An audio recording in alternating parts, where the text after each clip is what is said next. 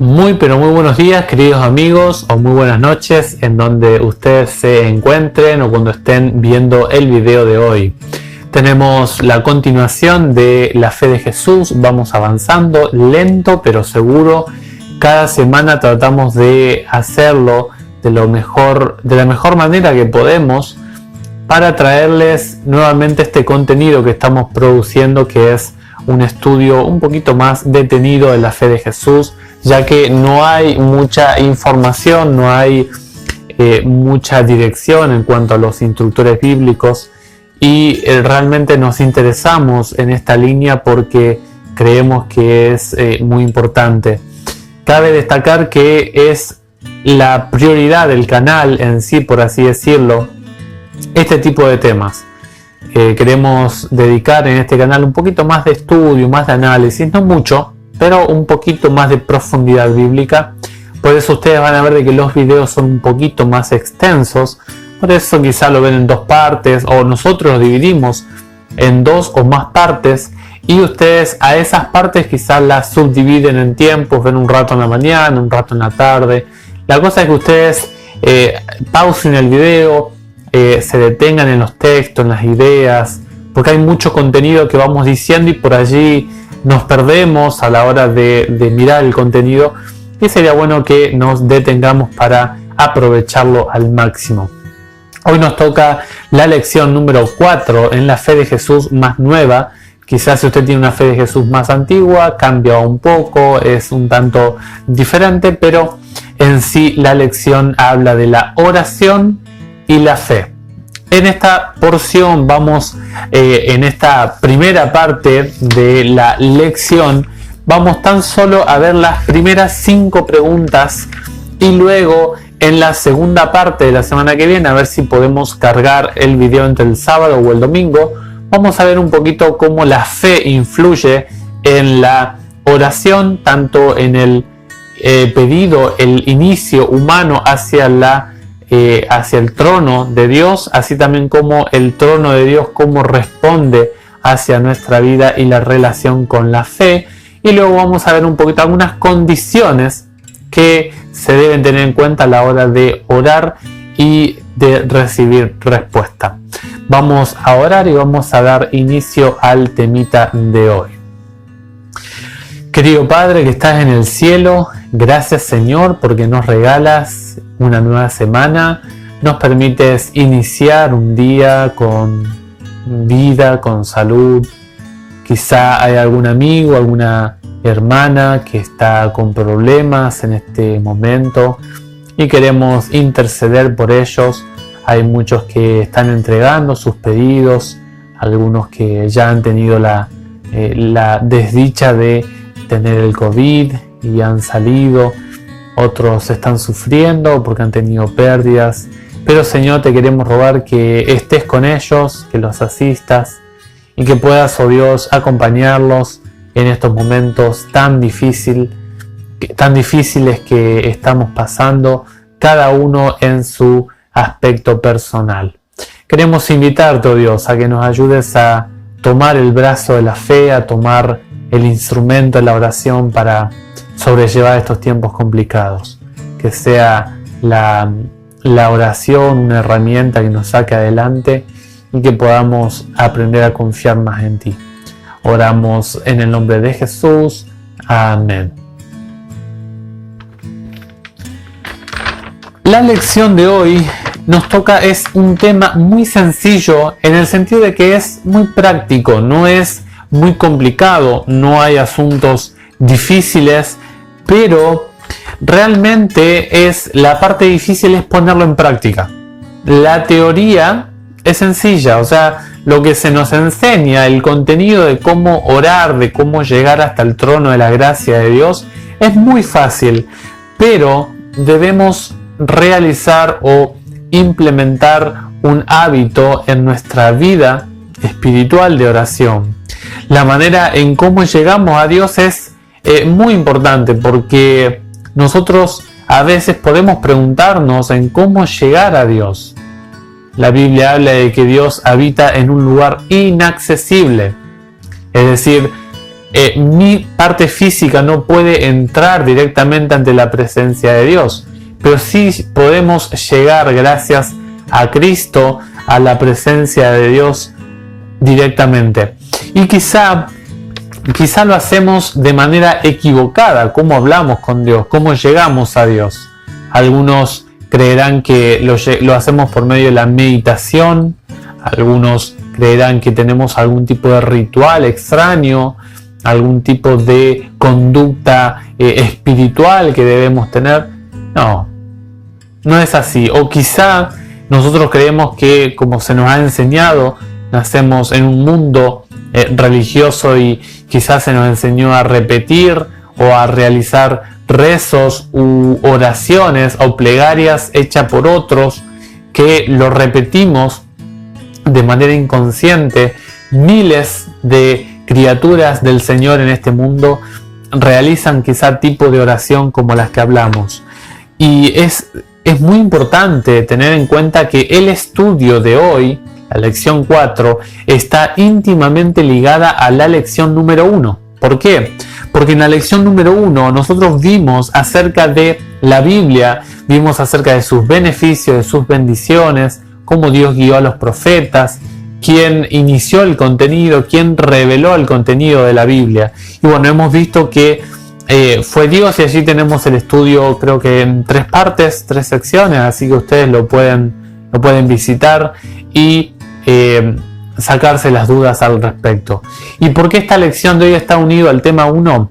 Porque nosotros debemos saber que si solamente leemos la Biblia pero sin orar, nosotros tarde o temprano dejaremos de orar. Y viceversa, si nosotros solamente oramos y no leemos la Biblia, tarde o temprano dejaremos de orar también. Y por lo tanto es una dupla que no se puede separar. No se puede dividir estas dos actitudes o dos hábitos de la vida cristiana. Si ocurre esa separación, o sea, si se produce una ruptura de esta dupla, se daña la consagración y la comunión, por ende, que yo tengo con Dios. La lección de hoy vamos a ver que tiene algunas preguntas, en sí hay 7 preguntas, y vamos a ver que la pregunta número 1 habla de cómo nos comunicamos con Dios. Y allí tenemos la historia del profeta Daniel. Daniel capítulo 9, los versículos 1 al 3. En sí es el texto central, el texto 3, pero dice el texto: el primer año de Tiro, hijo de Asuero, de la raza de los Medos, que fue constituido rey sobre el reino de los caldeos. El versículo 2: el primer año de su reinado, yo, Daniel, investigaba en los libros el número de años que, según la palabra del profeta Jeremías, debían cumplirse sobre las ruinas de Jerusalén. Eran 70 años. Noten ustedes, ahí nos da el contexto histórico, la situación social, civil que estaba pasando el profeta Daniel, y también nos da un destello de la situación espiritual. Dice que en el aspecto político era muy importante, porque los años que había dicho Dios según el profeta Jeremías, allí en Jeremías 25, declaraba que eran 70 años, y aquí faltaban 2 años para llegar a los 70 años. Entonces Daniel, dice la Biblia, que empezó a estar preocupado a ver cuándo se iba a cumplir. Llegó el gobierno de los Medos sobre Babilonia y parecía que no pasaba nada. Y Daniel empezó a sentir una especie de angustia por su pueblo, porque él amaba a su pueblo, amaba a su Dios, y él empezó a interceder por su pueblo. ¿Cómo lo hizo? Dice el versículo 3, que es el texto central, dice: yo volví mi rostro hacia el Señor Dios para obtener una respuesta, con oraciones y súplicas, mediante el ayuno, el cilicio y las cenizas. Y el verso 4 dice: oré al Señor mi Dios y le hice esta confesión. Noten ustedes que El versículo 4 habla de que la oración está dirigida, o sea, las palabras que nosotros hablamos están dirigidas hacia una persona en particular.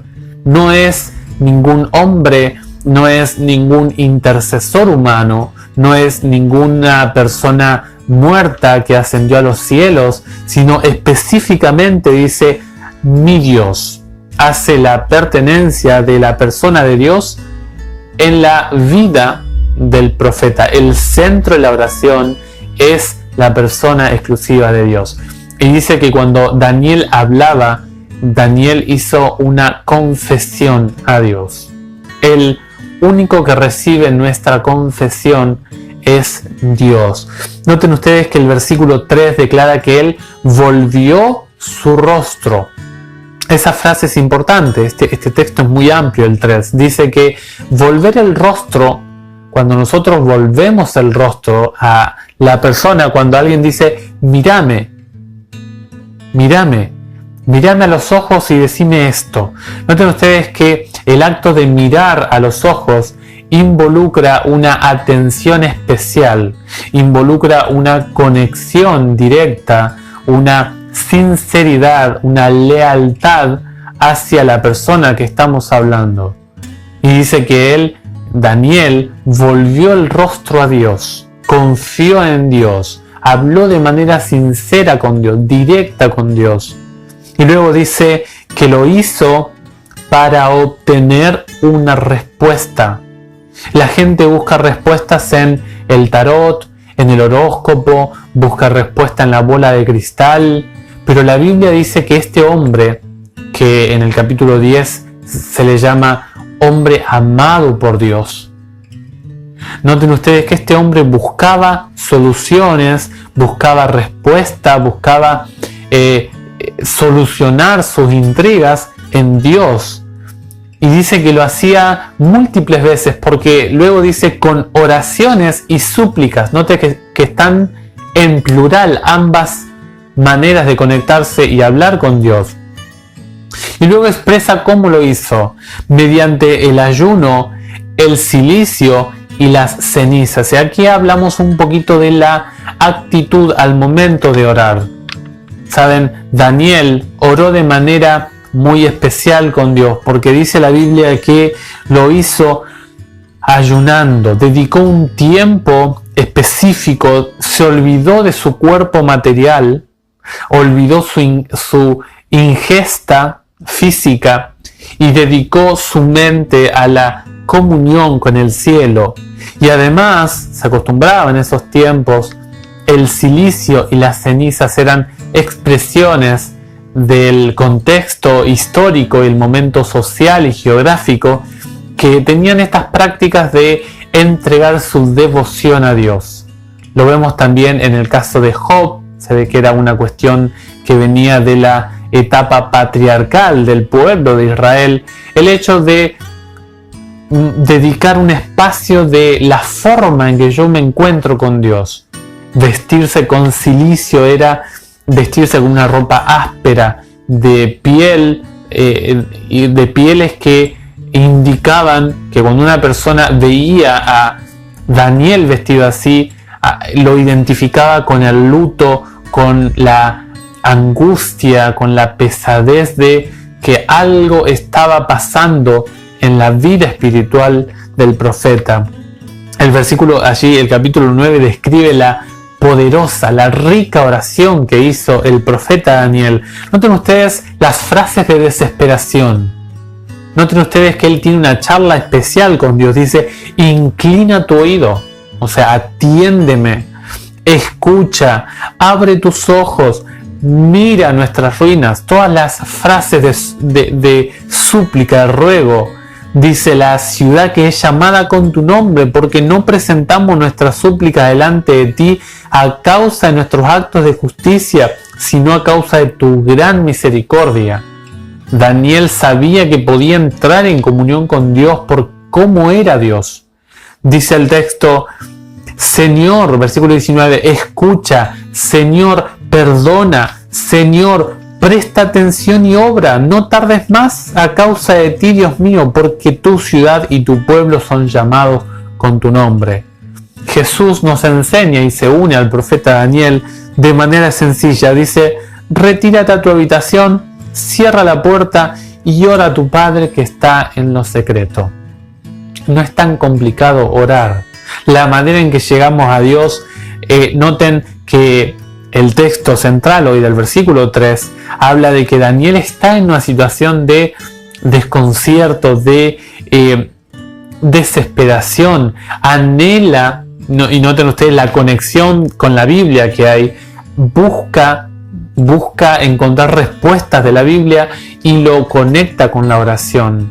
Es impresionante la cercanía que hay entre la Biblia y la oración. Cuando uno está triste, cuando uno está angustiado, debemos saber de que Dios atiende, Dios está dispuesto en esos momentos de dificultad para atender nuestra súplica. Uno no necesita señal, ni un plan de pagos, no necesita ni un aparato tecnológico, ni batería. Simplemente recordemos allí en Mateo 14 la oración corta de Pedro. Señor, sálvame. Esa fue la oración de Pedro. En una situación de crisis, solamente 2 palabras. Esto es lo que la Biblia declara de la forma en que nos comunicamos con el Señor. Allí en la pregunta número 2 habla de qué es la oración. Y se describe la historia de Ana. Ustedes la pueden leer allí en 1 Samuel 1, 9 al 19. Se cuenta la historia del Elcaná, un hombre efraimita que tenía 2 esposas. Socialmente lo permitía, civilmente estaba permitido, pero Dios no aprobaba la poligamia porque iba a pasar problemas con los que lidió este hombre. Dice la Biblia que Elcaná tenía una esposa llamada Penina y otra llamada Ana. Penina le daba hijos a Elcaná y Elcaná le daba regalos a su esposa y a cada uno de sus descendientes, pero Ana no tenía descendencia y la Biblia dice en varias ocasiones que era una vergüenza no tener hijos ni hijas, porque cada mujer del pueblo de Israel soñaba con recibir la llegada del Mesías venidero, allí en Génesis 3:15. Y saben que dice la Biblia que cada año Elcaná atendía el corazón de Ana porque Ana estaba angustiada. Y cada año este hombre subía al templo a Jerusalén a entregar una ofrenda especial. Y en esas ocasiones Ana ya no aguantó más. Una de esas veces que Elcaná iba a entregar ofrenda, ella fue a hablar con Dios al templo. Y saben que dice la Biblia que ella empezó a hablar de manera especial con Dios. Dice el versículo 12, mientras, noten ustedes allí el versículo, podemos leer desde el 10, dice, entonces Ana con el corazón, con su vida llena de amargura, oró al Señor y lloró desconsoladamente. Luego hizo un voto. Eclesiastés 5, pueden leer un poquito más de esto, habla de los votos en la presencia de Dios. Cuando uno hace una promesa a Dios debe cumplirla. Dice, Señor de los ejércitos. Noten ustedes que se refiere a Dios como el que gobierna todos los ejércitos de la tierra, el que tiene el control de todas las naciones. Si miras la miseria de tu servidor y te acuerdas de mí, si no te olvidas de tu servidor y le das un hijo varón, yo lo entregaré al Señor para toda su vida y la navaja no pasará por su cabeza. Dice la Biblia que esta mujer estaba balbuceando cuando el sumo sacerdote la vio y pensó algo raro. Y le dijo el sumo sacerdote, mujer, vete ya, digiere tu vino. Pensó el sumo sacerdote que estaba borracha. Y la mujer le dice, no, mi señor, yo soy una mujer que sufre mucho.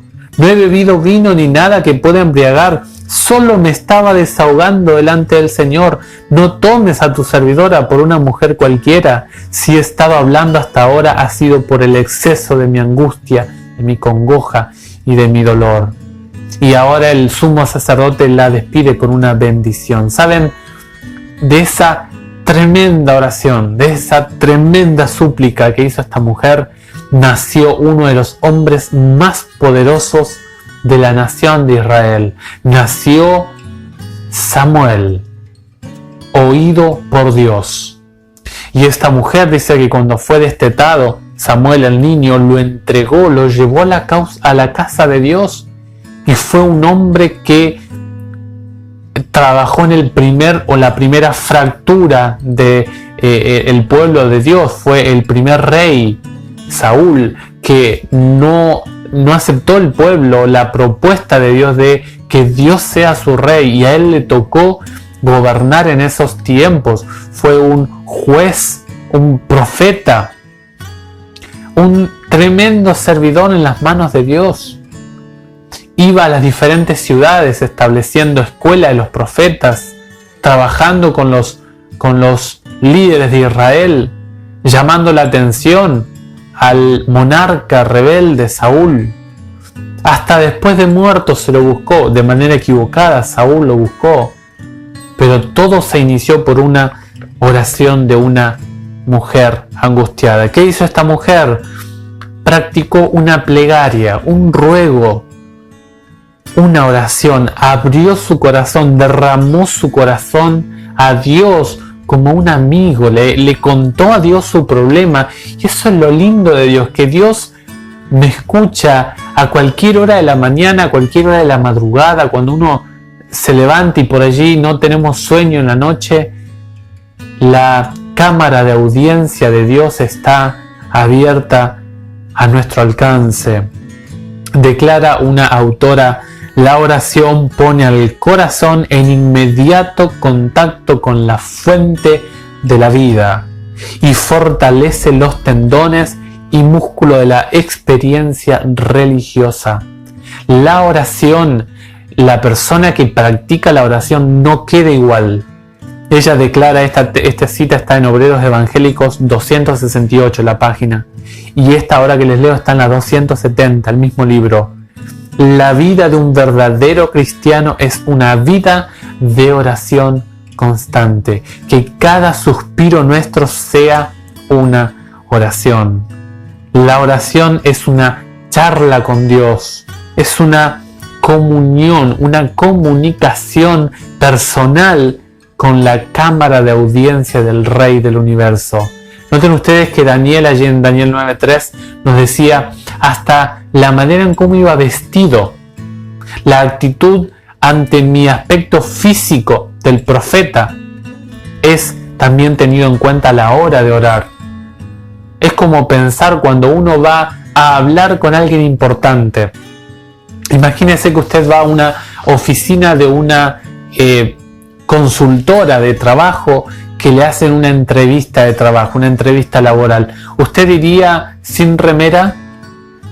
¿Usted iría desalineado? Y a veces perdemos este aspecto de cómo vamos a Dios. Noten la actitud de esta mujer, con respeto, con solemnidad, haciendo un voto a Dios.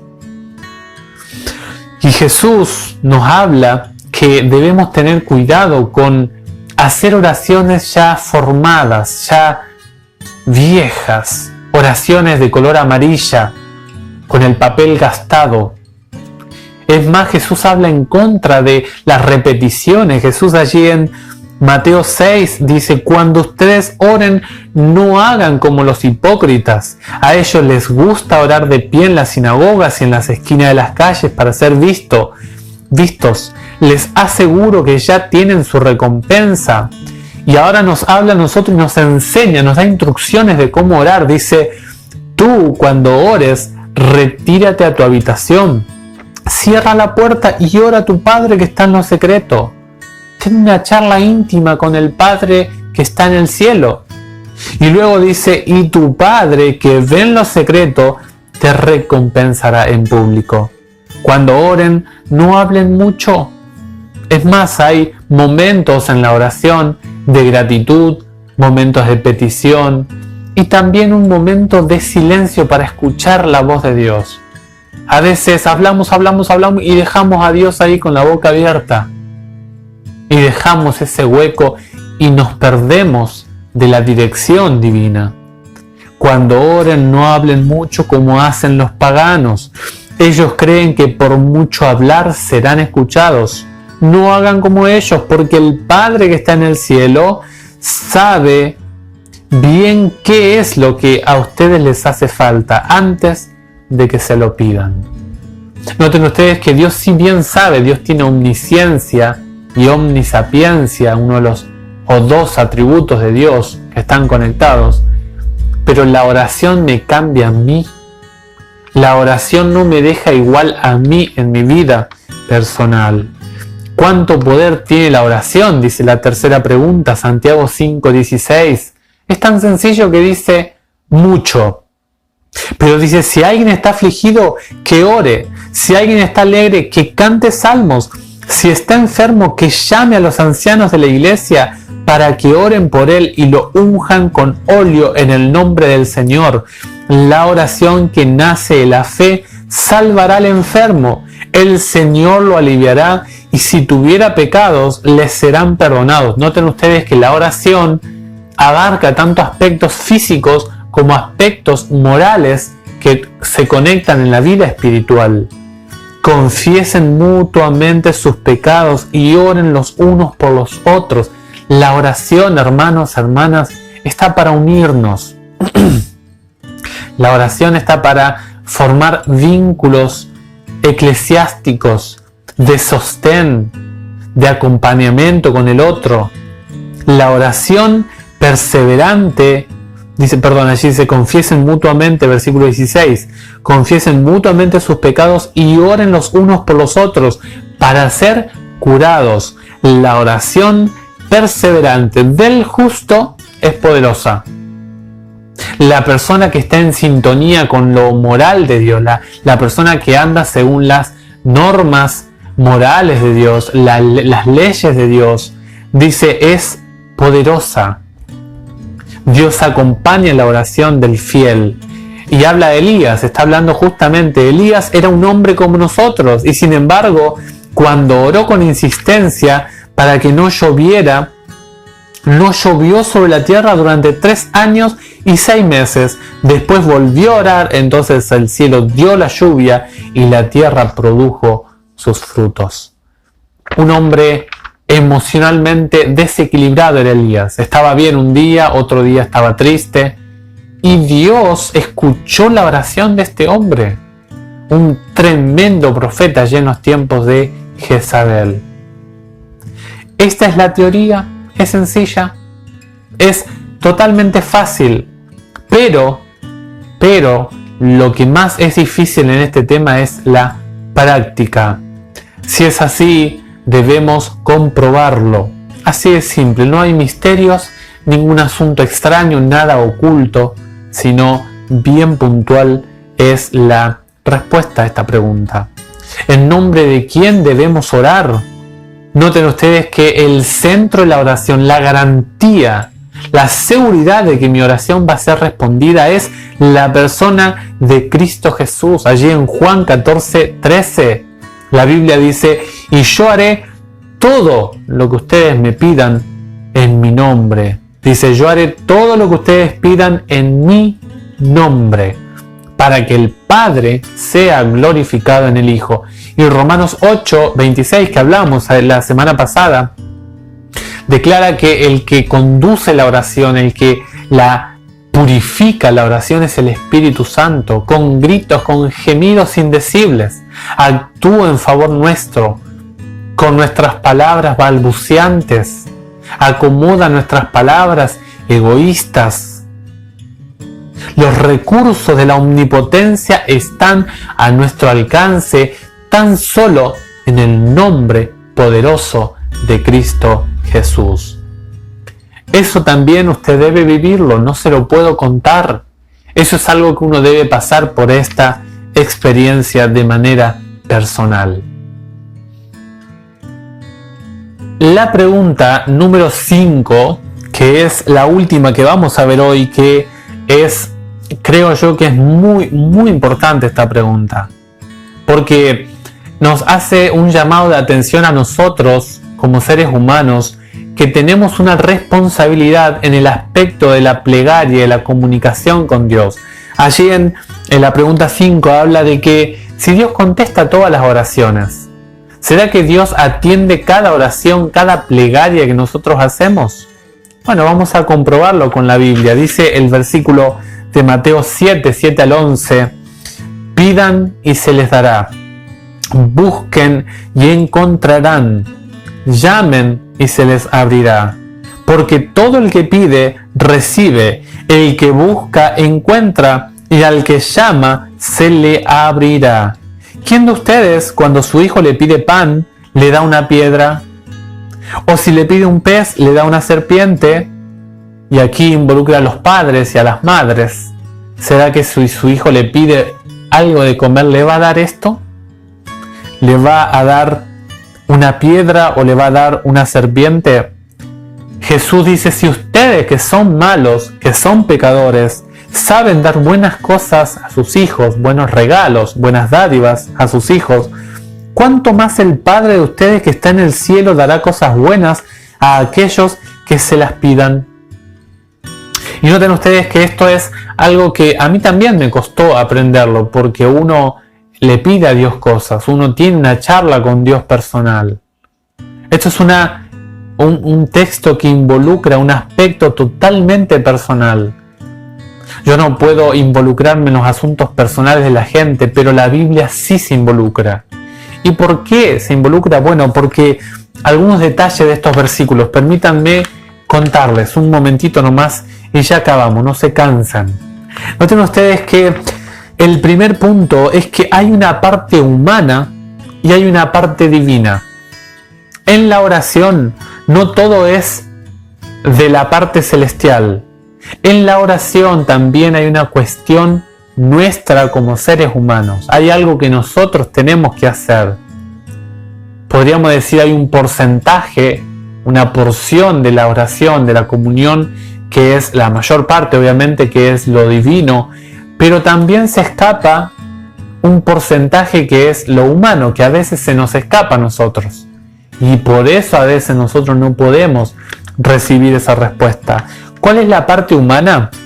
Bueno, hay tres cosas, tres elementos en estos pasajes que nos competen exclusivamente a nosotros. La primera, pedir. La segunda, buscar.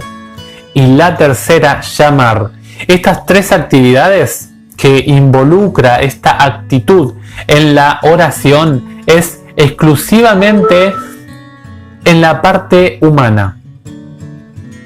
Es exclusivamente en la relación de lo humano con respecto a la vida de oración. La primera es el pedido.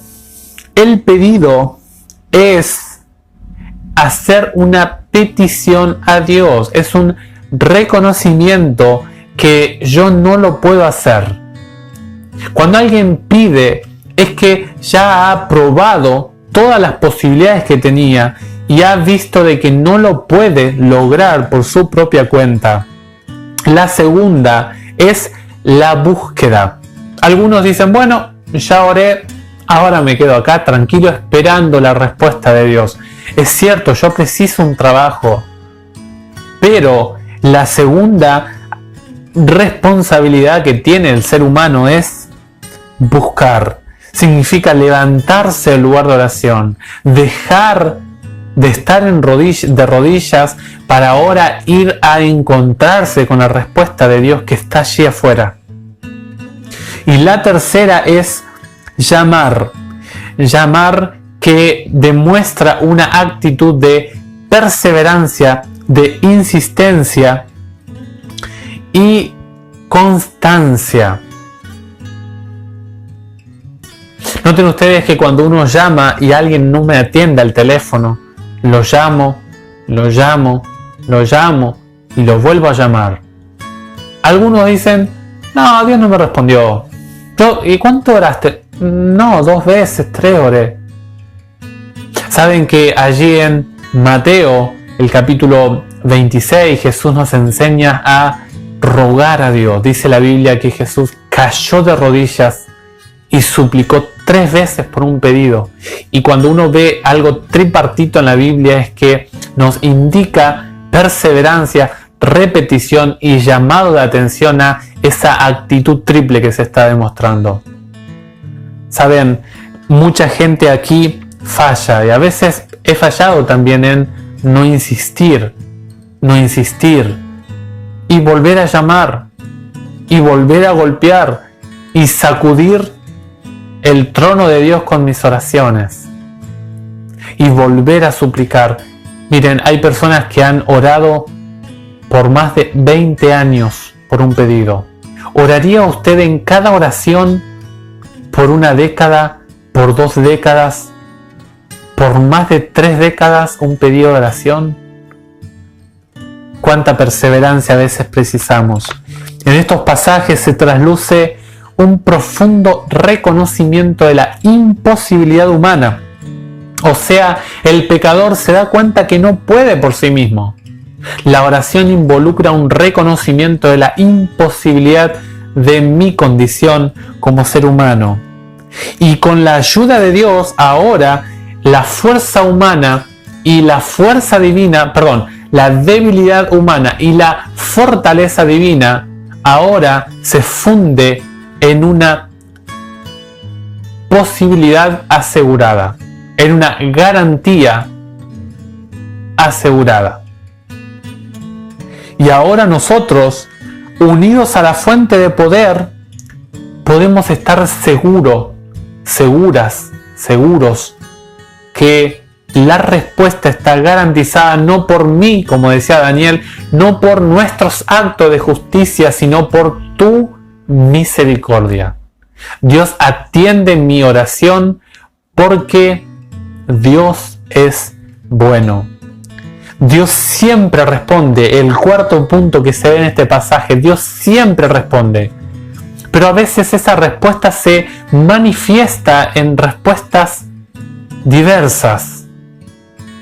A veces Dios responde de manera inmediata con un sí. Es como cuando mi hija, no tengo hijo, pero su hijo, su hija le pide un poco de comida y usted le dice, sí hijo, ven y come, sentate. Es una respuesta inmediata, pero también Dios a veces responde con un ahora no, ten un poquito de paciencia. El niño tiene 12 años y le pide a Dios, Señor, me quiero casar. Dios le dice, tranquilo, no es el tiempo todavía. O el nene tiene 12 años y mamá quiere una moto, un auto. No, hijo, no todavía, no es el tiempo. Después de los 18, vemos a ver cómo andamos. Tengo el recurso económico para comprarte el auto, pero todavía no es el momento. Espera un poco. Esa a veces nos cuesta. Pero saben que la respuesta que más nos cuesta es la tercera, que es la respuesta del no. Que a veces nosotros respondemos, el nene le pide al papá, papi, ¿me da un cuchillo para jugar? Y el papá, ¿qué le va a responder? El papá le va a responder, no hijo, no. Y a veces nos olvidamos que el no también es una respuesta, solo que a veces no nos gusta el no. Pero el no también es una respuesta y a veces nos cuesta aceptar el no de Dios. A mí me cuesta, quizá a usted no. Pero saben que con el tiempo, o quizá no, quizá nunca lo sabremos si fue bueno o malo, pero quizá con el tiempo me doy cuenta que es un no bueno. Y en mi vida tengo una respuesta a un no que siempre lo hablo con mi esposa, que a veces cuesta entender por qué los no de Dios.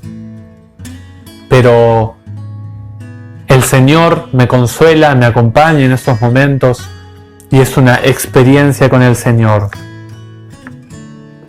Y el último aspecto, Dios es amor. Dios es bueno, por lo tanto sus respuestas siempre van a ser buenas. Dios sabe el momento cuándo decirme sí, cuándo decirme espera y cuándo decirme que no. Solo que a veces la criatura humana no le agrada esa respuesta, le cuesta recibir la negatividad divina. Y el versículo 11 así lo declara: si ustedes que son malos saben dar cosas buenas a sus hijos, ¿cuánto más vuestro Padre que está en el cielo no dará las cosas a aquellos que le pidan? Y Lucas 11, que es el texto paralelo, 11:13, habla del Espíritu Santo específicamente, que ya hablamos la semana pasada, el Espíritu Santo, pedirlo a Dios. Querido hermano, querida hermana, querido amigo, usted hable con Dios, pregúntele cosas que no le preguntaría a nadie más. Sáquese la duda, las inquietudes con Dios. Debata con Dios. Cuestione a Dios. Tenga esas charlas que no tiene con nadie más. Es una experiencia personal con Dios. Llore ante Dios. Ríase con Dios. Hable con Dios. No haga repeticiones vanas. No hable mucho. Tenga un momento para escuchar la voz de Dios. Dedique tiempo a la oración. Es una experiencia personal. En la siguiente lección vamos a tocar los elementos de la fe y también vamos a hablar acerca de las condiciones para recibir respuesta a la oración. Desde el canal Enseñanza Bíblica es un gusto poder compartir estos estudios bíblicos. Es un desafío la oración. Esperamos de todo corazón que puedan ustedes tener una abundante bendición del cielo. Hable más con Dios. Golpee las puertas del cielo. Sea insistente y el Señor responderá porque Él es bueno. Les mandamos un fuerte abrazo, un saludo a la distancia, cuídense mucho y nos vemos en el siguiente videito. Será hasta luego.